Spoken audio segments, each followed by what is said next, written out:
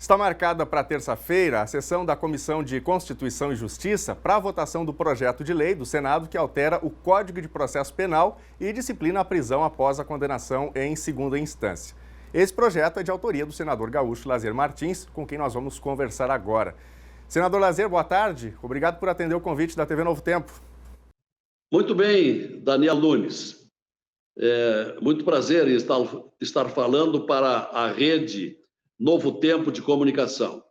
A respeito do questionamento que você formula, Daniel, de fato, está confirmado para terça-feira pela manhã, em reunião da Comissão de Constituição e Justiça do Senado, com a presidência da senadora Simone Tebet, a discussão e votação do projeto de lei de minha autoria, com o substitutivo da senadora Selma Arruda, que inclui mais uma hipótese de prisão após condenação em segunda instância. Como sabem aqueles versados em direito penal, o artigo 283 do Código de Processo discrimina as hipóteses de prisão. E nós estamos incluindo mais uma, que é a prisão após condenação em segunda instância. E que teve no substitutivo da senadora Selma Arruda, que é uma magistrada aposentada e eleita pelo Estado do Mato Grosso, em que ela estabelece 2 ou 3 situações em que o magistrado pode deixar de aplicar a execução da pena. Mas continua um projeto de lei muito claro, onde a regra principal, a regra básica, como acontecia até bem pouco tempo, com jurisprudência do Supremo, estabelecia o cabimento da prisão após condenação em segunda instância, que é o que nós pretendemos, em resposta a esta inquietação dos brasileiros preocupados com a liberdade de milhares de condenados que estão voltando às ruas, porque eles mantêm recursos até o fim de todas as alternativas, embora condenados em segunda instância. Então, nós pretendemos votar na terça-feira e depois pleitear, se possível, ainda a votação no plenário do Senado, antes de terminar o ano legislativo, que ocorrerá no dia 17 de dezembro.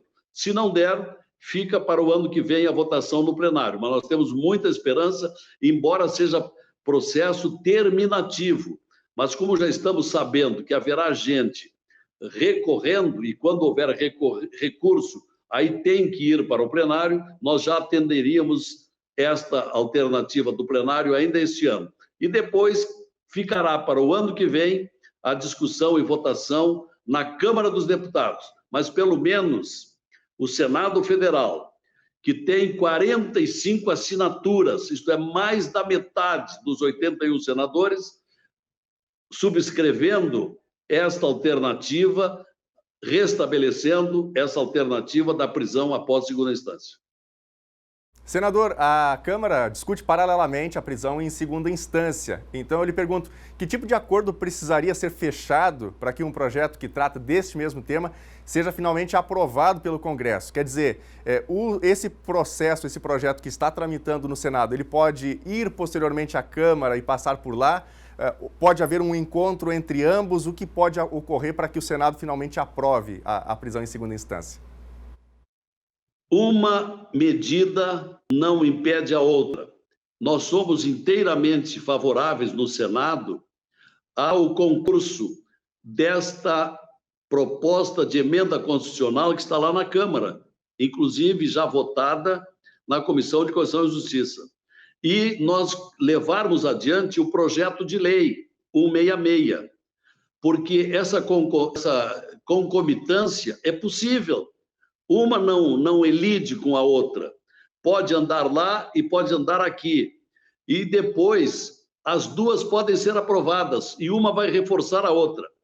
No meu entendimento, qualquer que seja a aprovação, seja da PEC ou seja do projeto de lei, aqueles inconformados irão judicializar, irão para o Supremo.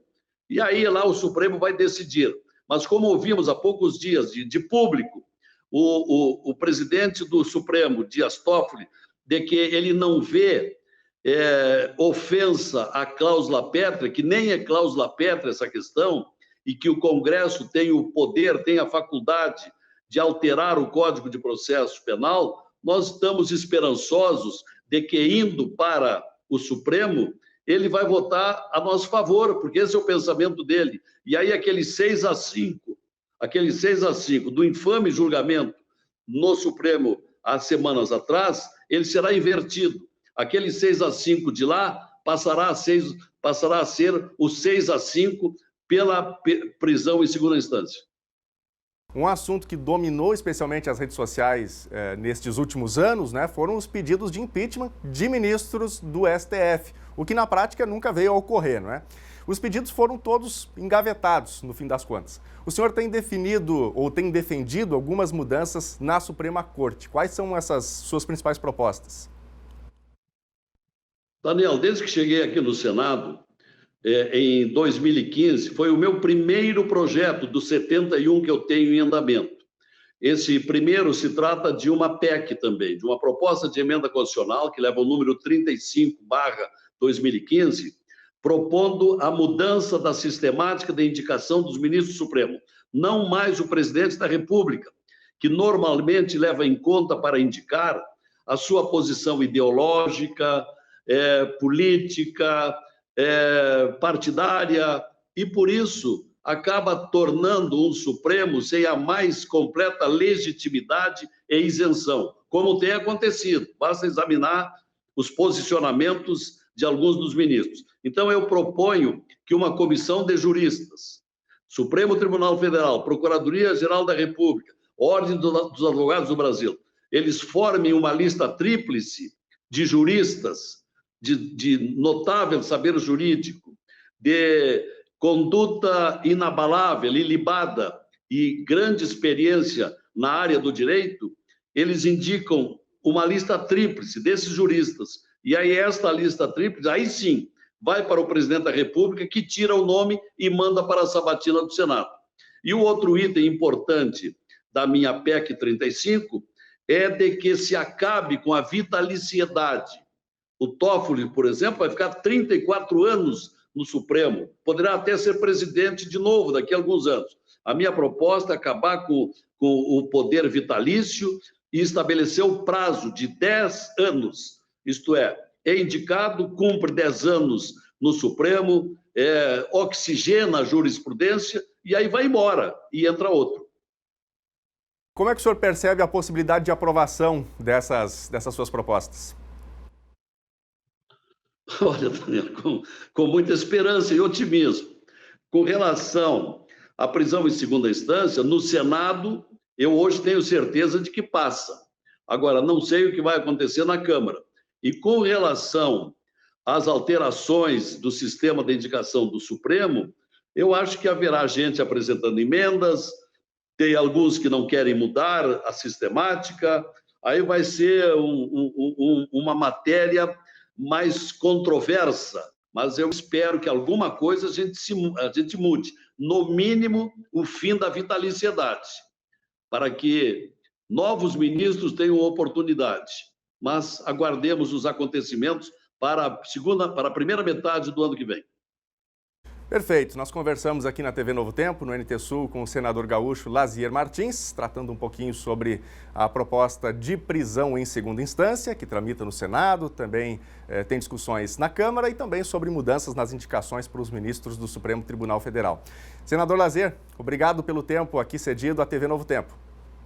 Com muito prazer. Sabe que eu sou do ramo e com muita satisfação eu atendo a imprensa por entender que a melhor maneira de nós proporcionarmos a formação dos nossos destinatários da comunicação, ajudar na formação do seu juízo, oferecendo também as nossas ideias, as nossas informações, porque com isso o nosso telespectador forma a sua opinião.